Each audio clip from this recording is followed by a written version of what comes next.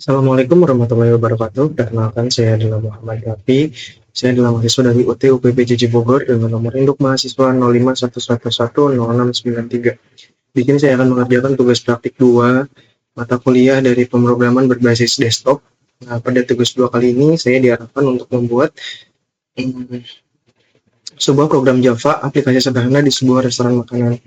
Nah, di parameter-parameter tugasnya ini sendiri pun, di sini saya diarahkan untuk membuat menu restoran, pemesanan, menghitung total biayanya, juga mencetak stok pesanan, manajemen menu aplikasi. Nah, kelima poin ini harus ada pada aplikasi yang akan saya buat ya, yaitu program pemesanan restoran sederhana.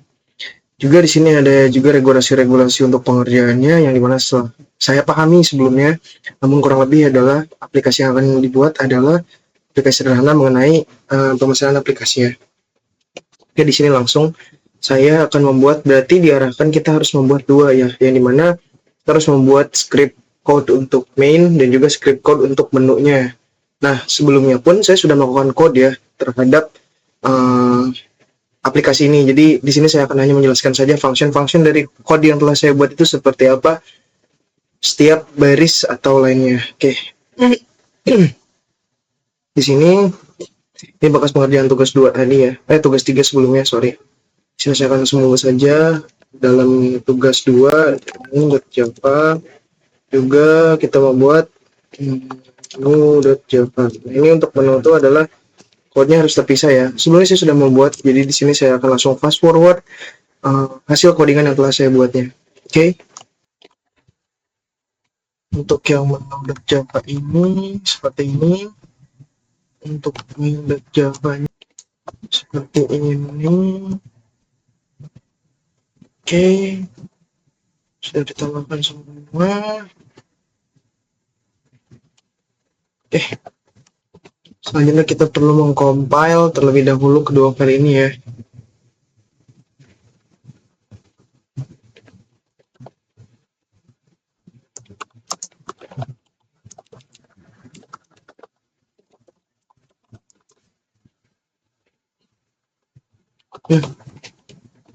Oke.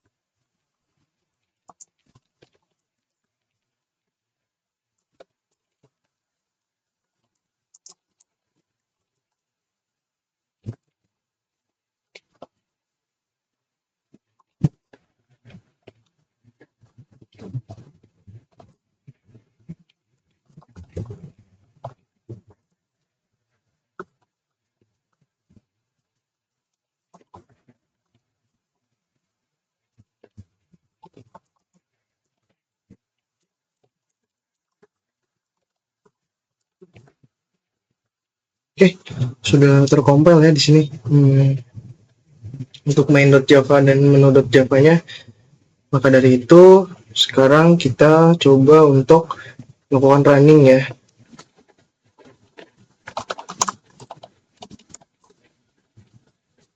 Oke, satu menu pelanggan.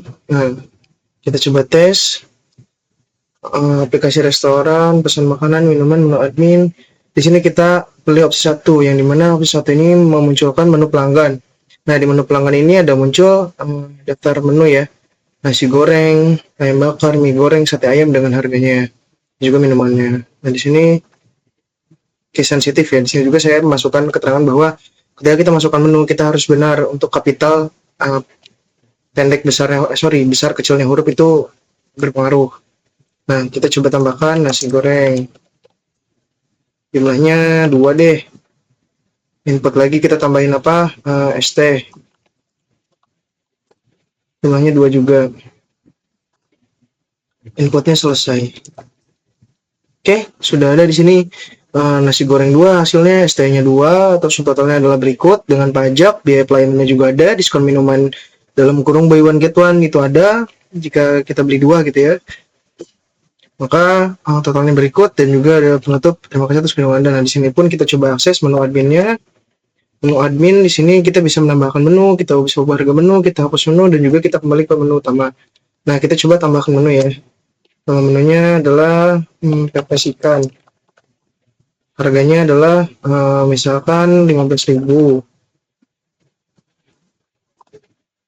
Kategorinya makanan.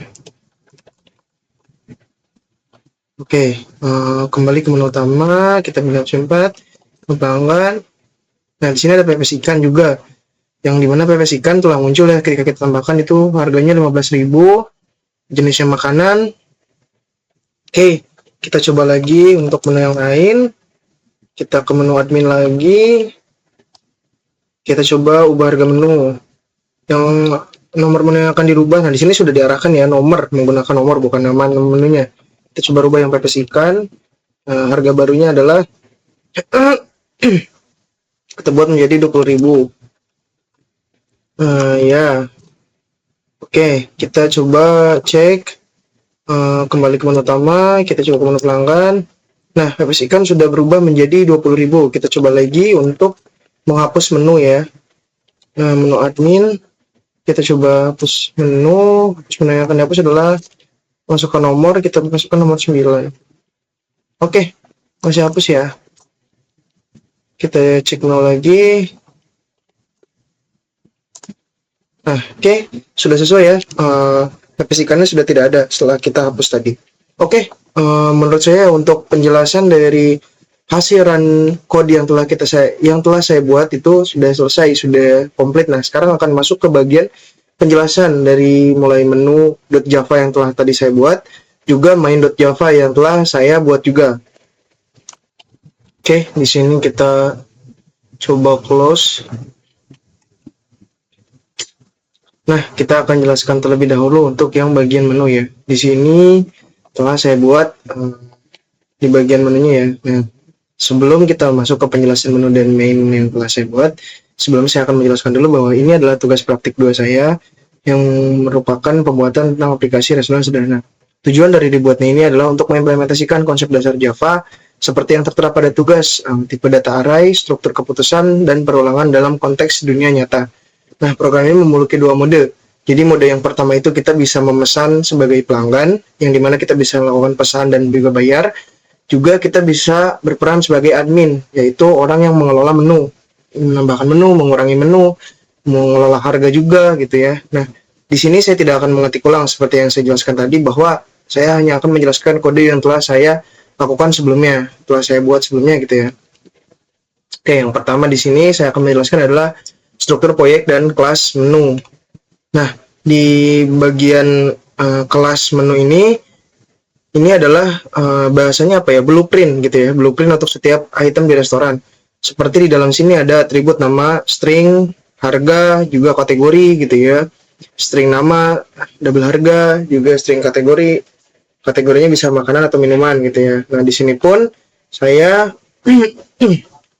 menambahkan sebuah atribut-atribut itu agar bisa diakses lewat getter. Nah, ini sesuai prinsip enkapsulasi yang telah dijelaskan pada tugas pemrograman berbasis desktop ini. Juga ada setter untuk harganya. Jadi harga hanya boleh diubah oleh admin gitu ya. Nah, metode toString yang ada tertera pada coding ini juga di override agar tampilan menunya itu rapih ketika nanti dicetak atau ketika muncul ngedisplay gitu ya, ketika dijalankan kodenya. Nah, ini memenuhi indikator penggunaan kelas, objek, tipe data, dan identifier yang jelas. Selanjutnya di sini saya akan masuk ke bagian code main Java yang telah saya buat tadi. Nah, di main ini saya gunakan array statis. Ini bukan array list sesuai instruksinya. Nah, kenapa tidak menggunakan array list? Karena memang pada instruksi dari tugas 2 ini adalah saya disuruh atau diarahkan untuk menggunakan array dalam mengelola menu dan pesanan utama. Nah, ada dua array utama di sini. Yang pertama itu ada array daftar menu ya. Pada line kelima ini tertera ada array daftar menu. Nah, yang kedua array-nya adalah array pesanan. Ini adalah dua array yang dibuat. Uh, Array daftar menu ini berfungsi untuk menyimpan semua menu. Maksimalnya adalah 50 item. Juga ada array pesanan dan quantity pesanan sebagai pasangan. Nah, quantity pasangan ini sebenarnya quantity pesanan atau QTY pesanan ini adalah bagian dari array pesanan sebagai pasangan aja gitu ya. Jadi satu pesanan kan bisa lebih dari satu item dan perlu jumlah atau quantity atau QTY ini ya. Nah, ini memenuhi tugas 2 yang dimana diarahkan untuk mengimplementasi array dan string dalam metode. Yang ketiga, alur utama dan menu pelanggan. Nah, selanjutnya itu ada menu pelanggan. Nah, di menu pelanggan ini, di sini saya menambahkan list-list menu yang akan ditampilkan gitu ya. Nah, jadi ketika nanti pelanggan masuk atau pelanggan itu melihat menunya, pertama yang akan muncul adalah menu. Menu ini dikelompokkan per kategori sesuai petunjuknya dengan melakukan looping secara 2 kali, sekali untuk makanan dan juga sekali untuk minuman. Jadi ketika nanti pelanggan itu melakukan input pada makanan, maka pelanggan pun akan di loop secara pemilihannya gitu ya, akan diulang pemilihannya agar pelanggan itu ekspektasinya bisa memilih minumannya juga. Ini menggunakan function for gitu ya untuk memenuhi struktur pengulangannya. Lalu input pesanannya menggunakan while true. Jadi ketika while true ini tuh maksudnya ketika nanti si pelanggan itu memilih menu itu tidak akan selesai sampai pelanggannya sendiri yang mengetikkan selesai. Jadi perulangannya akan terus berulang gitu. Jadi ketika user atau pelanggan ini memasukkan menu ya tidak akan berhenti gitu, akan berulang terus masukkan menu kecuali si pelanggannya dengan sadar mengetikkan selesai gitu ya, baru akan selesai untuk pemilihan menunya gitu. Nah, lalu selanjutnya di sini menu mana menu? Saya mau menjelaskan yang bagian menu. Nah, looping menu. Nah, menu pelanggan ini menggunakan loop linear dan juga case insensitive. Jadi jika tidak ketemu maka akan minta ulang gitu ya. Ini struktur keputusan if plus continue. Quantity juga divalidasi harus lebih dari 0 menggunakan nested while. Nested while-nya itu di bagian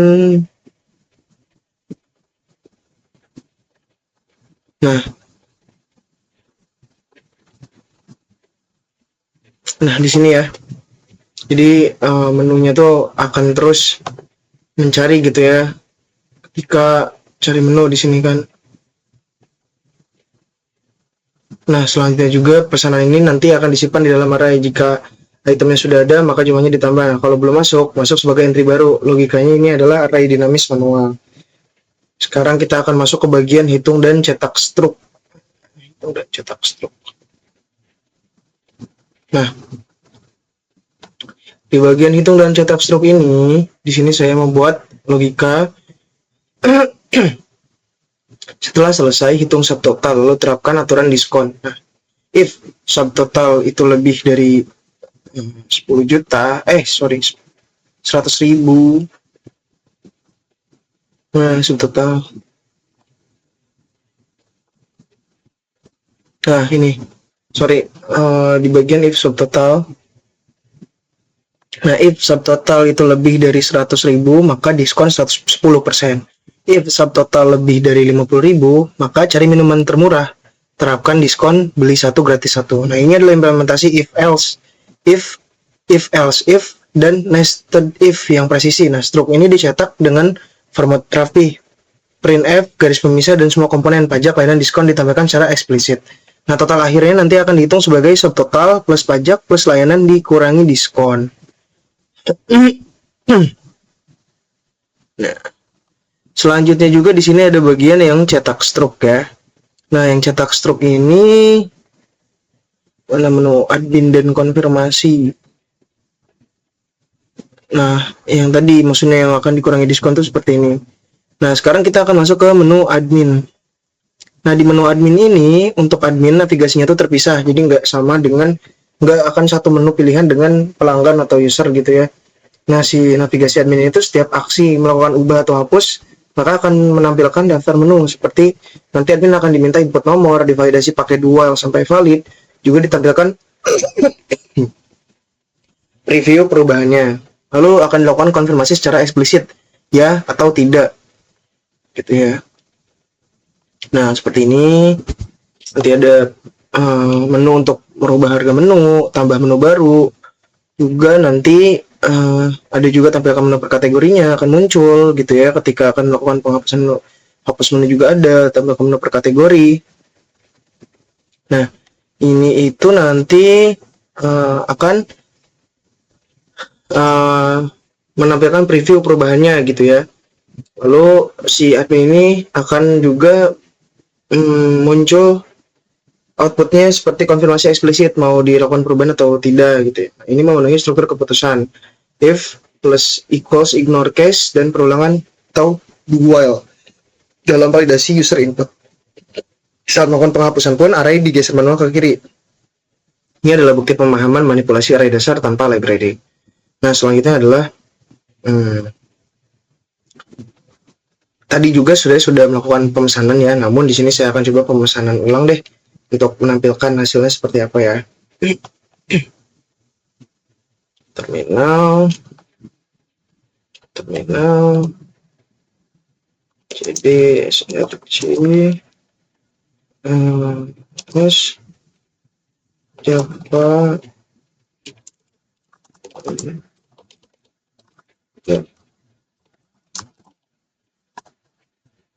Nah, di sini akan melakukan pengetesan untuk pemesanan ya.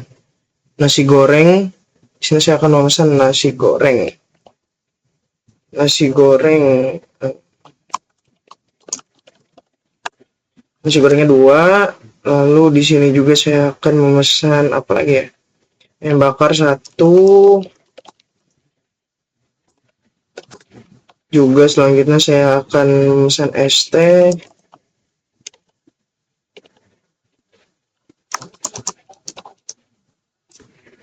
Jumlahnya 2. Setelah lagi deh. Pesan 3 deh ya, biar memenuhi. Ya udah sudah selesai. Nah, oke. Ini hasilnya tidak diskon ya, tidak diskon 10% karena memang hasil totalnya kurang dari 100.000.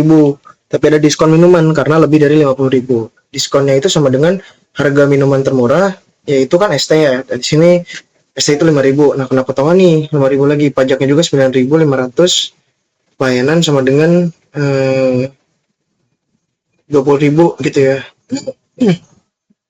Soalnya ada berikut.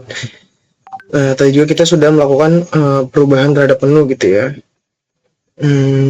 Oke. Jika sudah sampai sini, mungkin itu saja yang bisa saya sampaikan. Saya rasa program ini telah memenuhi semua indikator seperti kelas dan objeknya terstruktur, array yang digunakan murni tanpa koleksi dinamis, juga semua struktur keputusan dan perulangan terimplementasi sesuai konteks.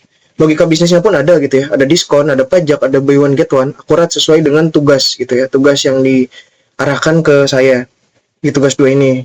Tidak ada kelebihan, tidak kekurangan gitu ya. Bagi saya pribadi ini adalah solusi minimal yang memenuhi semua kriteria penilaian. Sekian penjelasan yang bisa saya sampaikan. Jika ada kesalahan dalam penyampaian atau mungkin ada kekurangan, mohon bantu dikoreksi di kolom komentar video atau bisa juga di kolom komentar tugas. Terima kasih banyak kepada Ibu dosen yang telah membimbing saya dalam tugas 1, 2, 3. Dengan ini saya menutup video ini. Terima kasih.